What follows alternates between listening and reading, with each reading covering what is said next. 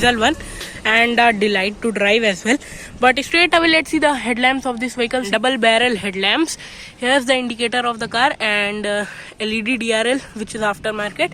The fog lamp is projector and diffuser sort of treatment over there. This is the grille of the car. You can see silver plus black and the Suzuki logo is there of course. But here's the thing to notice, that one does not glow with the indicator but this one does, and that's the confusing thing on this car. So this is the overall front look of the car and let's see the engine of this car. So every time I struggle with the same. Here we go. The hood is on the heavier side and here's the insulation. This is the 1.3 liter diesel engine and if I'm not wrong, so it generates 79 PS of power and 190 Nm of torque. So let's close this, and this is the overall front look of the car. So let's move to the side, and here you can see indicator on the fender along with the DDIS badging. Here are the wheels of the car. So the size happens to be 205/60R16 on this car, and here you can see the side body cladding.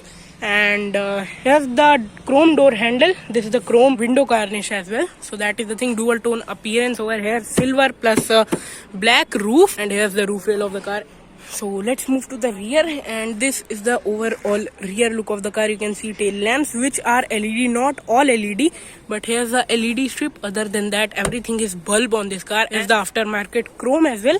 Vitara Brezza written in chrome, VDI variant badging, Maruti Suzuki badging, and this is the overall rear look. And you can see the high mount stop lamp as well, spoiler on the car, and this is the roof. So let's see the reflectors which are aftermarket. So I think they glow with the backlight also, and these are the reverse parking sensors on this car. Let's open the boot. So here we go. The boot is decent sized, and here you get a storage space along with the hook, and you get a storage space on that side as well. The boot is decent sized, and from here you can close it like this. So that is the thing, and let me show you the side look from the other side as well, because there was not a lot of space.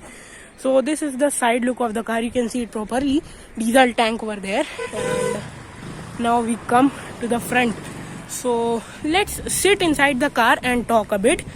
And here we go. Let me turn the chime off first of all. So here we go. The build quality is on the poor side on this car as well. So this is the door of the car. You can see all black, and here is the door handle. This is to open the door. There's the bottle holder along with the speaker. Inside the car, let's close the door. First of all, you can see here a hook sort of thing. So let me open, and here we go. So little bit of effort on offer, but here's a hook which can carry 3 kgs, and no 12V charging socket, no light, nothing sort of that thing, no center armrest, no 60/40 split.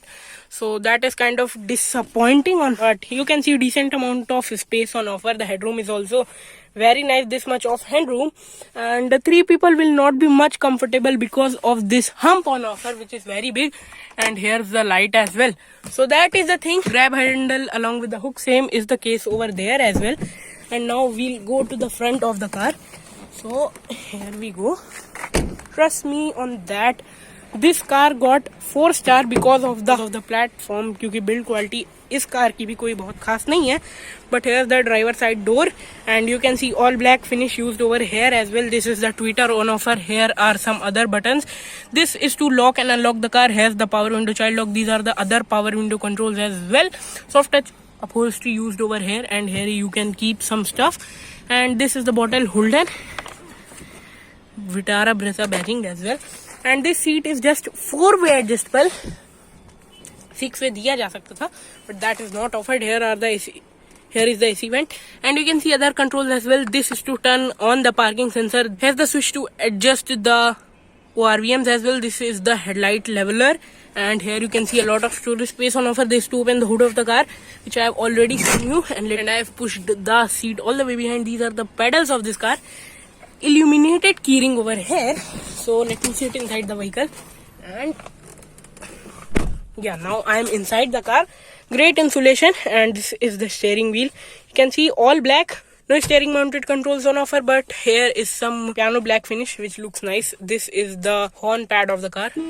It gets dual airbags. This is the Suzuki logo. Here's the instrument cluster. Let me turn it on. So here we go. You can see a lot of things on offer. This is the MID of the car and you can control it from here. Suzuki kills every time in making the instrument cluster, but you can see a lot of information on offer. Trip A and trip B. So that is the thing. Other than that, from here you can see the fuel economy things as well. So those are the things as such. You can see range. This is the instant fuel economy average, which is 21.4, which is showing over here. In real life you get 17 to 18 in cities, and the range happens to be 495 kilometers.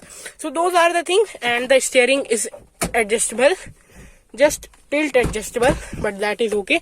This is the central console of the car, which I like a lot. Here is the silver finish. This is the hazard lamp switch. These are the events on the car, and here is the music system. So it is not working or sort of that. No, it is working. It gets Bluetooth, FM, CD and aux, all those things. So let's do a audio test.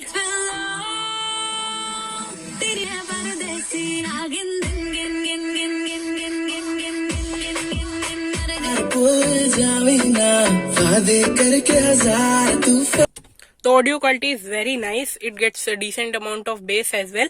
And here you can see the AC controls on offer. This is a 12V charging socket, and here other 12V charging socket as well.